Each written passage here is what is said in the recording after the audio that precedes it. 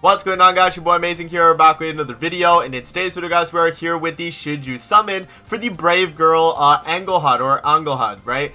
She's gonna be the brand new character from for Koa. That's gonna be for the part 2 of the global 5th year anniversary. And so what we're gonna do in today's video is gonna be evaluating the banner for the characters that are featured on it, and also the kit of the character for on here, and to let you guys know whether or not it's gonna be worth summoning for you guys. So before we actually hop into the video, make sure to hit that like button and subscribe, as I appreciate all the support on the channel as of late, guys. We've been grinding a ton with the videos, man, and we're closing in on that 50k, so make sure to hit that sub button if you're new to the channel and you enjoy the content. And with that out of the way, man, let's hop in and let's talk the banner.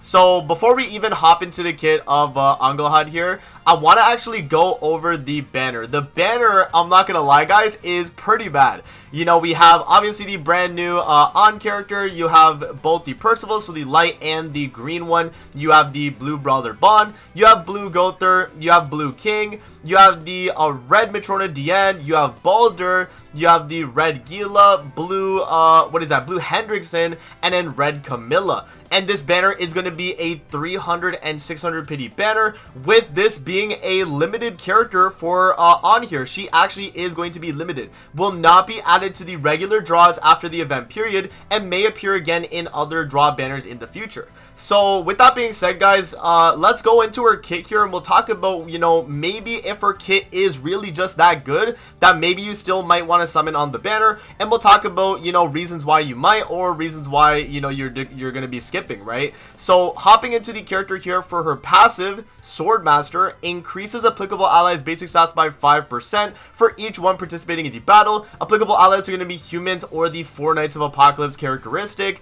and allies pierce rate increases by 40%, and damage taken decreases by 15% for each 4 Knights of Apocalypse ally participating in the battle. And then enemies hit by the hero's pierce skill are inflicted with the stab wound for 3 turns, which stab wound is going to be damage taken plus 30% and additional damage equal to 80% of the damage dealt at the end of every turn. And when the hero uses a degeneration skill on the enemy affected by a stab wound, increases the hero's attack related stats by 50%. And then if there is an enemy affected by the stab wound on the battlefield, allies basic stats are going to increase by 10% and damage dealt by 40%. So there's a lot of things going on in her passive right there, guys, and yeah, I mean, it's really good, right? Starting off with the first thing here, you have applicable allies basic stats for humans or 4 knights.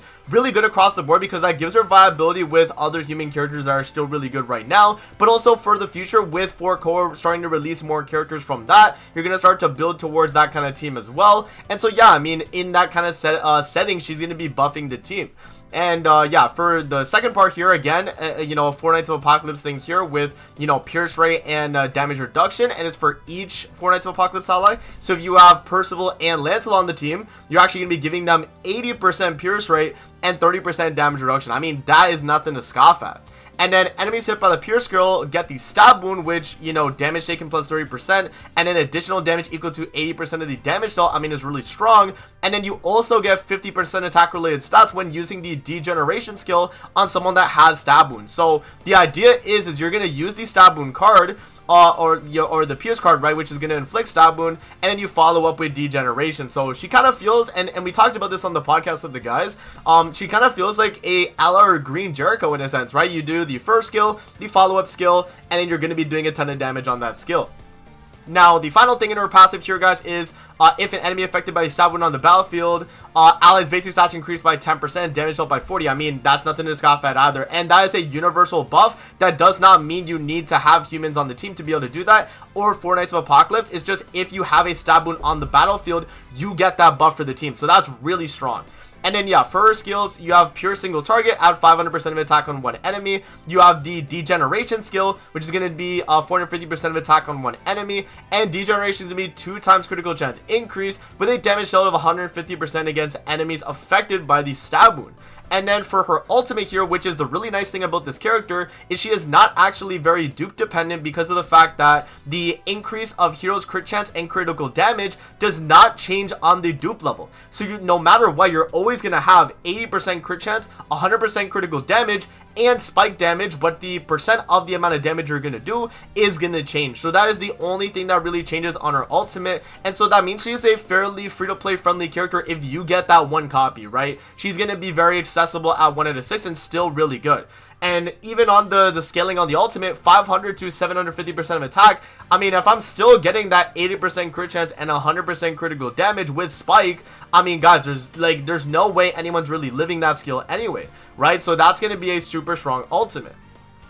So overall, I think the character is going to be a very strong character in the game. You know, we'll have to see, obviously, once we do test the character in-game to really know. But, I mean, on here seems like a very strong option for the human team and even for the future of the Four Knights of Apocalypse. You know, with the fact that she is pretty much buffing them, and specifically with Lancelot team for the, you know, kind of Lancelot human variant, you know, you're running her alongside Percival and Lancelot. I mean, that Pierce Ray is going to help him a ton. You know, Lancelot's skills, but by having Pierce Ray on himself. So getting more Pierce Ray is really good. You know, you get the basic stats for the allies and damage deal as well. I mean, guys, she's going to be a very strong supportive character on the field, while also maybe being a solid damage dealer depending on how hard this degeneration skill is going to hit. So yeah, I mean, overall, I think the character is really good, but again, we talked about it already. The banner is a little bit questionable at the very least. Now, one last thing I did want to mention as well, guys, is would you rather summon on that part 2 banner, or should you continue maybe summoning on the part 1 banner? The thing is with the part 1 banner is that Mael is really the only character you kind of want to pick up, and every other character on the banner really is not that insane. So if maybe you pulled Mael early on the actual banner when you were summoning, and you're someone that's like, okay, maybe I want to build towards that human / 4 Koa type team, then maybe it's not a bad idea to, you know, throw a few summons on the banner. I mean, even though the banner is not really good in terms of the featured list, it does have like Percival, it does have Baldur, and both those characters are fairly solid. And even Green Percival is still an option that you can run even as like a backline support on those Four Knights of Apocalypse or human variant teams. So I do see the value in, you know, maybe just pulling just to get that one copy of the character.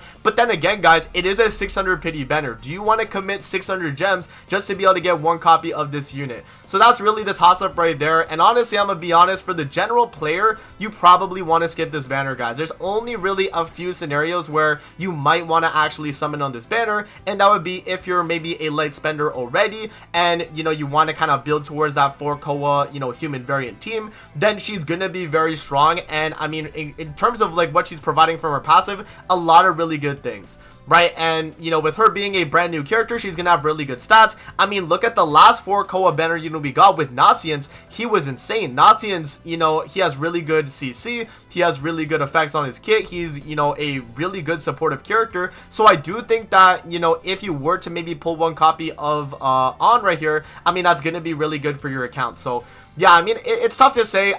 Personally, on my free-to-play account, I am going to be skipping the character. If they do give enough to do a free ticket multi, then I will do that. But I will not be summoning on the banner on my free-to-play just because of the fact that there's no reason for me to summon on this banner if I already have, you know, like Percival. I do not have Baldur. I do have Green Percival, but the rest of the banner is day 1 SSR units. It's really just not going to be worth it for me. So again, guys, you're going to have to evaluate whether or not the banner is worth it for you, just based on the kind of filler here. But then again, you know, if you're someone that just really wants to get the character and you really like this character from 4 Koa, then by all means, right? At that point, you know, you're really just going to be summoning because you like the character. So yeah, that's where I'm kind of at right now on the should you summon for this character. I think she's really good, and again, we're going to have to see exactly how strong she's going to be in, you know, PvP and maybe even PvE. You know, with her being a human PvE unit, double single target, that's going to be really good. We know, if you guys watch the channel a ton, you know how strong double single target humans are as well. So, hey, man, I mean, this could be something that, you know, might be meta for the human kind of variants in the future.